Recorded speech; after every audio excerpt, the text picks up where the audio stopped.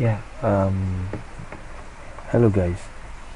My name is Olumide Abikoye, and I'm going to be your facilitator for the 5 days intensive web design training. But this course actually is to put or direct people on how to design and develop websites. So we'll be looking at different technologies, we'll be looking at different tools. But this is day one, and day one we'll be talking about the introduction to website itself. One of the things I would like to also let you know is that each video you can actually finish it in one day depending on how fast you are in learning or how far you've already gotten yourself acquainted with website design. But because of those who will be attending this for the first time, we just want to have an introduction course. We'll also look at fireworks, we'll look at Dreamweaver, we'll see how CSS it's being used to lay out your web, your HTML pages, and a lot more. So we have samples and examples that we'll run through, but for now we want to just run through what internet is all about, and rather what website is all about, and all the dots that you need to put together as a beginner. So we'll be saying the introduction to websites, domain name registration, web hosting. We'll talk about programming language, and we'll see introduction to Photoshop. But the websites, creativity is allowing yourself to make mistakes. Design is knowing which ones to keep. Actually, this quote is from Adams, and it's always advisable to try your hands on a lot of stuff. And when you make mistakes, you just pick up the pieces and move on and learn what you have to learn from there. So how does the internet work? The internet is a worldwide network of computers linked together by telephone wires, satellite links, and other means. For simplicity's sake, we'll say that all computers on the internet can be divided into two categories: the servers and the browsers. Now, what we are trying to say here is that the internet is actually made up of all our computers networked together. You'll be linked to the internet through an internet service provider, which is an ISP. And these ISPs are, in Nigeria here would say Spectranet, Airtel, MTN, Swift, Visaphone. Those network or those platforms you subscribe to connect to the internet. So once you subscribe to any of these platforms and you can connect to other computers, then you're part of the internet. The internet is actually the connection of different computers together. There is a gateway between your computer and the internet itself, which is your ISP. So without that internet service provider, you can't be part of the internet. So most of us are actually browsers in the sense that our computer can only access what is available on servers on the internet, because our computers are not servers. If your computer were to be a server, it means that people all over the internet will have access to your computer. So for instance, yahoo.com is a website, and this website is sitting on a server somewhere. So for us to be able to access Yahoo, it means our computer has to connect to Yahoo server. So a lot of websites will be hosted on servers so that other computers, other browsers, which are your phone, your laptop, and your tablet, can connect to this website on those servers. So servers are where most of the information on the internet lives. These are specialized computers which store information, share information with other servers, and make this information available to the general public. So like I said in the previous slides, some computers are actually servers. They warehouse information that we want to access. So a Linda Cage's website is on a server, and Google is on a server, Facebook is on a server. Your work that you've done, your Microsoft Word document, is on your computer, not on the server. So people can't access it unless you push it to a server. And the way you can communicate, you can do that, is to access website that gives you the liberty to upload your website. So for instance, I want to send a file to Sheon. I have to connect to Yahoo. That's where my mailbox is. So Yahoo sits on the server, where Sheon as well will connect to Yahoo to be able to get to his email address to receive those information that I have put to him. So these are simple explanations of what servers are for. So browsers are what people use to access the World Wide Web from any standard computer. Chances are the browsers you're using to view these pages: either Netscape Navigator, Communicator, Mozilla, Chrome, or Microsoft Internet Explorer. So we have different browsers. These are the softwares that you actually use to access and connect to servers, connect to websites that are sitting on other servers. So the particular browser you're using might be different from the one that I am using, but you seldom not use any of this. So you're either using a Chrome, a Mozilla, Internet, Safari, and the rest. So these softwares, without these softwares, you can't actually access a website. You can't actually access information on another server. So the browsers are like software that serve as gateway or an interface for you to be able to access information on other computers or a server. So host servers are where websites live. Now we're getting close to what a website is about. So servers are actually the hardware where you have information. Host servers are the kind of servers that permit you to host a website, that makes this website accessible to every other internet user that wishes to connect to that website. And most of all, host servers will house different kind of websites, and you either want to connect to a website using the IP address or the domain name. The domain name is the easiest and fastest way to access a website, and because a lot of people want to commercialize or make their website accessible, they actually have to get a domain name to make it easy for you to access them. So MediaCollege.com here is hosted on a server somewhere in the United States. The host server's job is to store information and make it available to other servers and browsers. So to view a web page from your browser, the following sequence happens. You either type an IP address, or you're connecting to a website or a server from another web address through a hyperlink. So your browser sends a request to the ISP server asking for the page. The ISP server looks like your gateway, like your directory, like the automated directory that now goes around, check for the website you're looking for, and renders it to your browser. So it goes to the host server, sends the request page to your ISP server. Your ISP server sends the page to your browser, and you see it displayed on your screen. So in this case, your ISP is either Airtel, Spectranet, Swift, or any other service provider that you've decided to subscribe to. So I try to visit a website, and I'm using an Airtel line as my data plan for my data plan, and I try to access yahoo.com. So as soon as I type that on my laptop or my phone, it goes straight to Airtel. Airtel looks for Yahoo and gets the information and renders it back to me. That is why when your internet subscription expires and you try to access the website, rather than Airtel to deliver you the page that you are requesting for, it now checks if you have data plan or if you still have subscription, and rather, instead of taking you to the website if your subscription has expired, it rather renders you its own default page asking you to pay. So these things happen so fast that you actually don't know that the process are actually knocking on the door, requesting for an information. The messenger goes to check if you have the access code or you have the right to access those information, and goes back to tell you if you are not supposed to access the information at that point in time, or it goes to get the information for you if it knows that you still have voucher or airtime or whatever way you want to describe your data plan. So now we're moving on to domain names. Domain names are used to identify one or more IP addresses. For example, the domain name Microsoft.com represents about a dozen of IP addresses. Domain names are used in URLs to identify particular web addresses. Now, every website or every host server has an IP address. To access the server and its information, you need to know the IP addresses. So imagine all the websites you have in your head.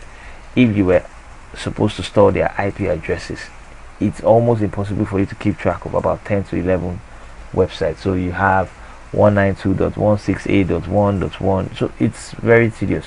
So there's actually a name that will be tied to an IP address. So when you want to access the website, which is the IP address, which you're supposed to use the IP address, you type the name, which is something simple that you remember, and it go gets the information from the server using the IP address. So just relate to it like your phone. You have over 300, an average of 250 to 300 phone numbers on your phone. Just imagine if you were to cram all the phone numbers in your phone on your head. You would actually rather spend most of your memory storing numbers.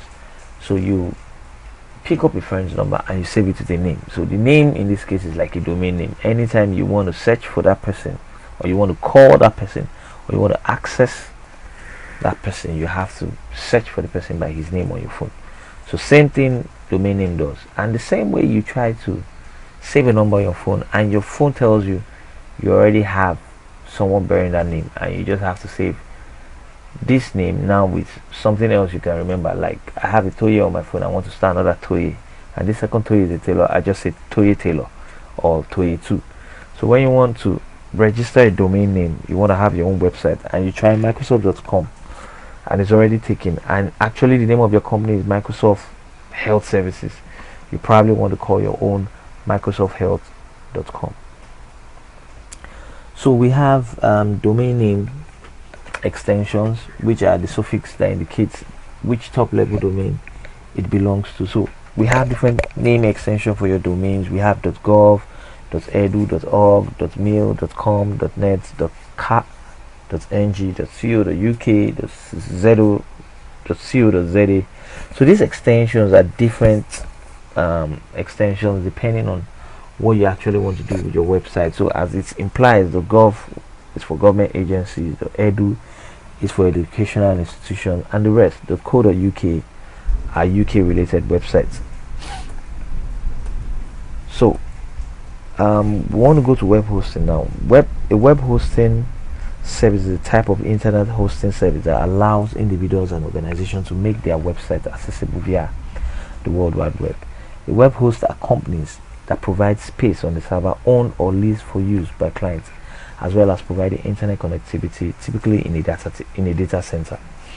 So what we are saying is that different web hosting companies, they're companies that actually have these servers and share these servers into different space to enable you to have a portion of it and make yourself or your files or your information accessible to the world. So this is how it is. I have a domain name. My domain name is like registering a company name in CAC. It's just a name. You can't do anything with just a domain name. You probably just register, some people just probably just register domain name just to take it out, to make it not accessible to someone else. They have plans for it later, so they just take the domain name. But the domain name cannot give you any kind of result, or cannot show you any information if you don't have a server or a web host to warehouse the information. So now the web hosting is like the physical address of your company. So Aledoy Solution Limited is a domain name. But how do I get to Aledoy Solution Limited? It's at 48 Okota Road. So the 48 Okota Road is like the internet IP address where my office is located on the internet. So the kind of information I want people to access as soon as they type www.aledoy.com would be warehoused at my IP address. So it's when you get to my office, on the internet, that's where my hosting, or where my information is stored in the hosting. That is when you can actually see what aledoy.com is all about. So the difference between domain names versus hosting and website. A domain name, it's the name that is given to your computer, that's given to your IP address that accesses the information that you have on the internet. While the hosting is a server, is much like the space that you rent out to have your business in. Just like I explained, it's like a physical office. The physical is the actual space you have on the internet where your information, your office, your files, the linking to from your services, the introduction, the videos, the blogs, and all of that information you want people to access about you are stored. The website are actually the files that you've designed. So now you have a domain name, you have a hosting. So the interior decoration of your office, the appearance of your office itself, is actually the website. So all the pages, all the MP3, all the files, the photographs, and everything that you want people to be able to access when they hit your website are going to be stored in your hosting and are stored in the host. So what makes up your website are the files itself. What makes up the beauty of your website are the images. What makes up the functionality of your website is the actual flow or the programs that you built into the website. So these three are the key things that you need to understand and make use of when you actually design, when you're actually working on designing the website. So we have different programming languages. A programming language is the language a computer understands. This is the language you use in instructing a computer machine to tell it, okay, when this is this, do this. When that is that, do this. When somebody knocks on the door, respond this way. You know, we've always known that the computer is garbage in, garbage out. So it's whatever you program the computer to respond to, it actually does. So we now have web programming. Web programming refers to the writing, markup and coding involved in web development. So for you to be able to instruct your website to act in a certain way, to respond to users in a certain way, to behave in certain ways on different devices, these are what we call web programming language. And the most common languages used for web programming are XML, HTML, JavaScript, Perl and PHP. There are a lot more. We have ASP, JSP and the rest. So examples of programming languages: JavaScript, Java, Python, CSS, PHP, Ruby, C++, C languages. Like I said earlier, we have ASP, JSP and the rest. So to become a web designer, you most likely work with 2 or 3, if not more, of these languages together to be able to do fantastic designs that will make your website appealing and presentable to people. So we've looked at basic introduction to website design, and we're hoping that in the next class or the next session we'll be looking at laying your hands on Photoshop, Fireworks and other tools that you could use to make or prepare the aesthetics for how your website would look like. So Photoshop actually is a raster graphics editor developed and published by Adobe Systems for Windows and OS X. You know, these days websites have moved beyond just having text and images. Now people try to be very creative and artistic because of the appeal, the engagement they want to give clients. So the more understanding you have about graphics and art and appeal that your website should have, the more you can engage people, the more you can be pleasant. If I walk into an office and it's not painted properly, it doesn't have that welcoming feel, I might most likely not want to work there as an employee. I most likely not feel comfortable as a client.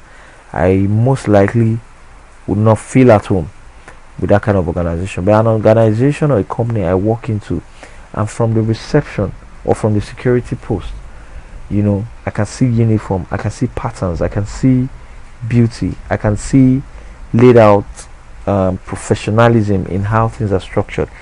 It makes me want to know more about the organization. It makes me want to see more. It makes me want to meet the people who work in the organization and see how I want to get myself engaged with them. So as a client, I wouldn't be less worried about their professionalism. As a prospective or a candidate or an employee, I'll most likely feel comfortable working in that kind of organization. So same thing applies to a website. The more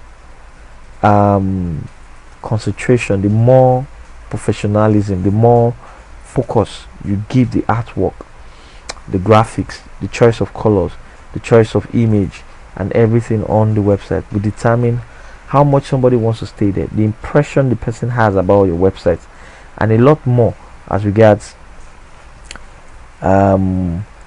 how engaging the visitor would be on your platform. So there are other things you need to worry about when you want to look into web design. These are screen resolutions. We have different screen resolutions for different websites, for different devices. You know, we have so many devices. We have the phones, the tabs, the Samsung, the iPhones. They all maintain slightly different resolution. Even our desktop don't have the same resolution. So when I'm saying resolutions, I'm talking about the exact amount of pixels on a website. A pixel is a singular unit on a system screen. That's the smallest measurable unit on a computer screen. So if you look at the image of this computer showing down here, it shows you that the width here is 1024 pixels by width, 768 height. So these are the kind of resolutions we'll be looking at. An average system has 1024. Well, with the advent of these days, most systems these days use 1366 width.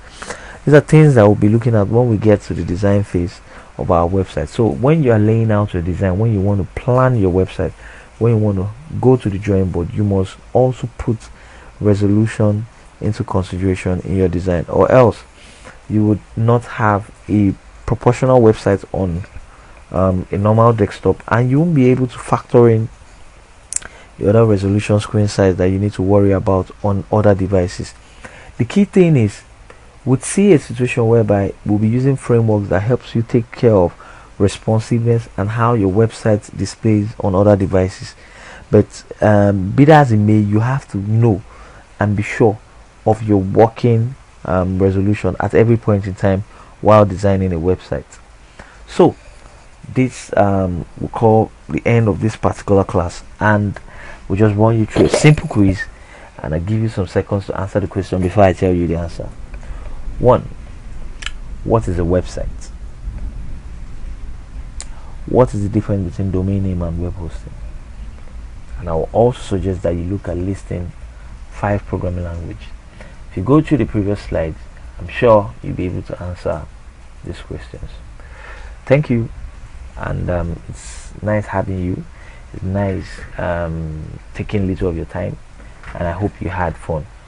And I want you to look forward to the next phase of this training, where we'll have our hands on Fireworks or Photoshop. Thank you.